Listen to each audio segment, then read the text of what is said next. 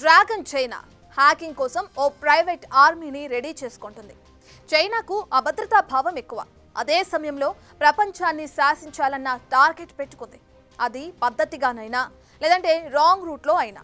అందుకే తెర వెనుక కుట్రలకు భారీగానే ప్లాన్ చేసుకుంటుంది. మేం చేసేదే శాసనం, చెప్పేదే చేయాలి అన్న ధోరణితో వ్యవస్థలను గుప్పిట్లో పెట్టుకునే భారీ కుట్రలు జరుగుతున్నాయి. చైనా హ్యాకర్స్ ఆర్మీ వెనుక కళ్ళు చెదిరే వాస్తవాలు బయటకొస్తున్నాయి.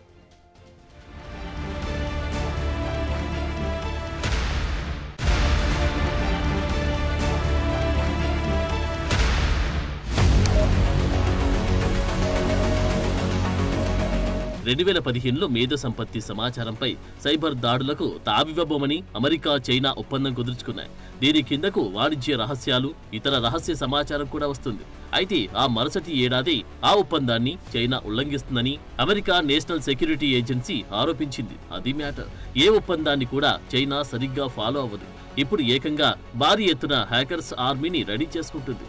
ఎందుకు ఈ పని చేస్తుంది? డిలీట్ అమెరికా అని ఎందుకు రెచ్చిపోతున్నారు?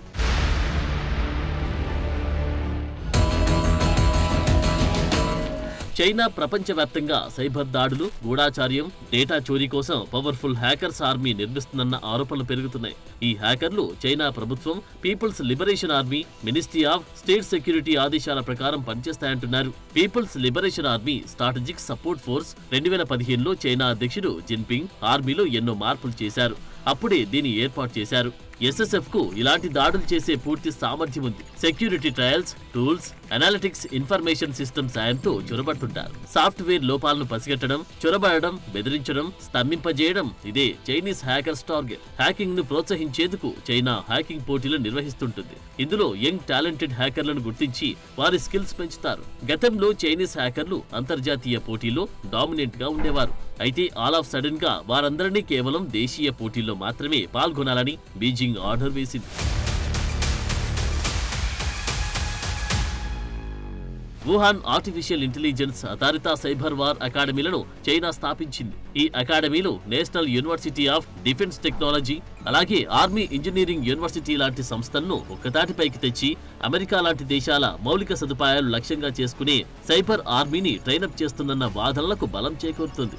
ఐసున్ లాంటి ప్రైవేట్ సైబర్ సెక్యూరిటీ కంపెనీలు చైనా ప్రభుత్వంతో కలిసి పనిచేస్తాయి. ఈ కంపెనీలు హ్యాకింగ్ మెటీరియల్ను తయారు చేసి డేటాను సేకరించి ప్రభుత్వానికి లేదా ఇతర పార్టీలకు అమ్మడం టార్గెట్. అంతేకాదు చైనా ప్రభుత్వం, ఆర్మీ, ఫ్రీలాన్స్ హ్యాకర్లను ఎంగేజ్ చేస్తారు. ఈ హ్యాకర్లు టార్గెట్ ఫిక్స్ చేసుకుని డేటాను చోరీ చేసి ప్రభుత్వానికి అందిస్తారు.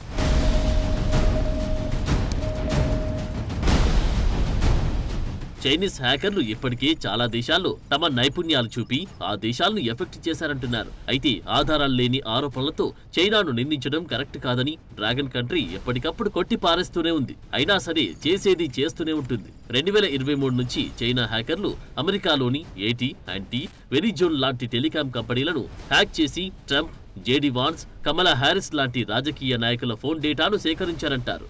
2024 డిసెంబర్లో యుఎస్ ట్రెజరీ డిపార్ట్మెంట్లోని అన్క్లాసిఫైడ్ డాక్యుమెంట్లను, ఉద్యోగుల వర్క్ స్టేషన్లను యాక్సెస్ చేశారన్న డౌట్లను అమెరికా వ్యక్తం చేసింది. ఈ జూలైలో ఏకంగా అమెరికా జర్నలిస్టుల మైక్రోసాఫ్ట్ అకౌంట్లను హ్యాక్ చేయడం, జాతీయ భద్రత, ఆర్థిక విధానాలపై రిపోర్టింగ్ చేసే వారిని టార్గెట్గా చేసుకున్నారు.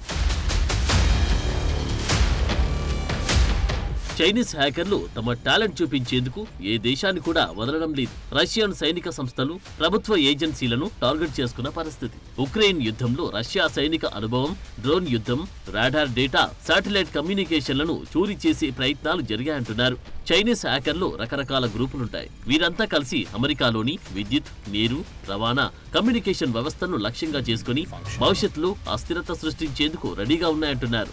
2024 జూలై నుంచి 2025 మార్చి వరకు చైనా హ్యాకర్లు 75కు పైగా సంస్థలను, టెలికాం, ఐటీ సర్వీసెస్, ప్రభుత్వ రంగాలను టార్గెట్ చేసుకున్నారు. ఇది ప్రపంచవ్యాప్తంగా కలవరానికి దారితీస్తోంది.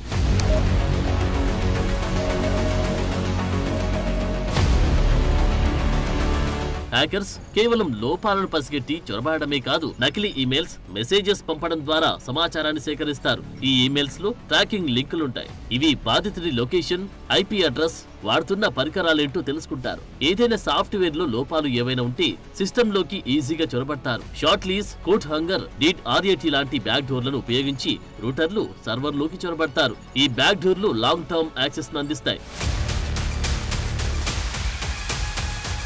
చైనా తన సైనిక, ఆర్థిక, రాజకీయ ఆధిపత్యాన్ని పెంచుకోవడానికి సైబర్ వార్ కెపాసిటీని డెవలప్ చేసుకుంటుంది. అమెరికా, యూరప్, ఇతర దేశాల మౌలిక సదుపాయాలను అస్థిరపరచడం దీని అసలు లక్ష్యం. ఈ డ్రాగన్ హ్యాకర్లు అమెరికా, యూరప్ కంపెనీల నుంచి టెక్, ట్రేడ్ సీక్రెట్స్ ను చోరీ చేస్తున్నారు. ఇది చైనా సంస్థలకు ఖర్చు, సమయాన్ని ఆదా చేస్తుంది. వీటికి తోడు ఇతర దేశాల్లో రాజకీయ నిర్ణయాలను ప్రభావితం చేయడం, అస్థిరత సృష్టించడం లేదా విమర్శకులను టార్గెట్ చేసుకునేందుకు కూడా ఈ హ్యాకింగ్ అస్త్రాన్ని ప్రయోగిస్తున్నారు. లేటెస్ట్ వార్ఫేర్ లో సైబర్ యుద్ధం కీలకం. So Bharat, Taiwan, Europe, America సంస్థలే లక్ష్యంగా డ్రాగన్ హ్యాకింగ్ ఆర్మీ తెగబడుతోంది. ఈ ఏడాది జూన్లో చైనీస్ హ్యాకర్స్ పై తైవాన్ విమర్శించింది. ఆర్మీ, ఏరోస్పేస్, ఇంధన రంగాలను లక్ష్యంగా చేసుకున్నారన్నది.